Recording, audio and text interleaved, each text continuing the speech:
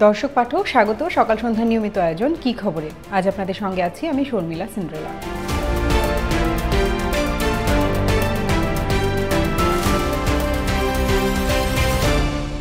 ছাত্র জনতার আন্দোলনে আহতদের দেখতে ঢাকার আগারগাঁওয়ের national institute of neurosciences and হাসপাতাল পরিদর্শন করেছেন অন্তর্বর্তী সরকারের প্রধান উপদেষ্টা ডক্টর মোহাম্মদ ইউনূস। শনিবার সকালে সেখানে গিয়ে তিনি আহতদের শারীরিক অবস্থার খোঁজখবর নেন এবং তাদের চিকিৎসার বিষয়ে জানেন। ঘুষ ও দুর্নীতির সঙ্গে জড়িতদের বিরুদ্ধে কঠোর ব্যবস্থা নেওয়া হবে বলে জানিয়েছেন অন্তর্বর্তী সরকারের স্বরাষ্ট্র উপদেষ্টা জাহাঙ্গীর আলম চৌধুরী। তিনি বলেন, কোনো অবস্থাতেই দুর্নীতি সহ্য করা হবে না, প্রয়োজনে তাদের চাকরিচ্যুত করা হবে। বিজিবিকে আইন অনুযায়ী কাজ করতে হবে। ফেলানির মতো হত্যাকাণ্ড আর দেখতে চায় না উল্লেখ করে স্বরাষ্ট্র উপদেষ্টা বলেন, সীমান্তে পিঠ প্রদর্শন করবেন না, নিজেদের ওপর অর্পিত দায়িত্ব পালন করুন।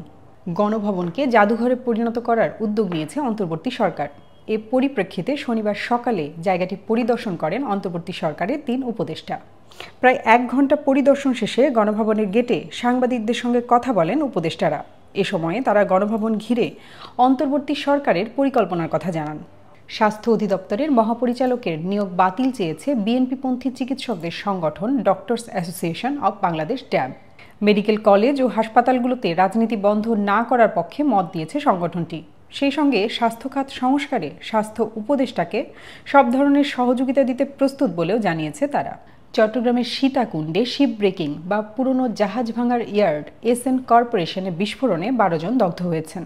শনিবার একটি পুরনো জাহাজ কাটার সময় সেটির পাম্প রুমে বিস্ফোরণের পর আগুন ছড়িয়ে পড়ে বলে জানান শ্রমিকরা।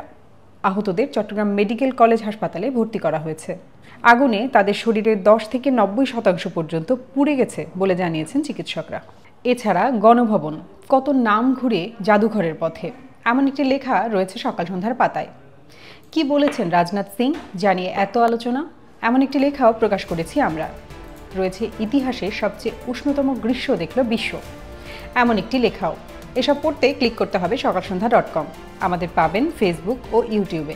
সকাল সন্ধ্যার সঙ্গেই থাকুন।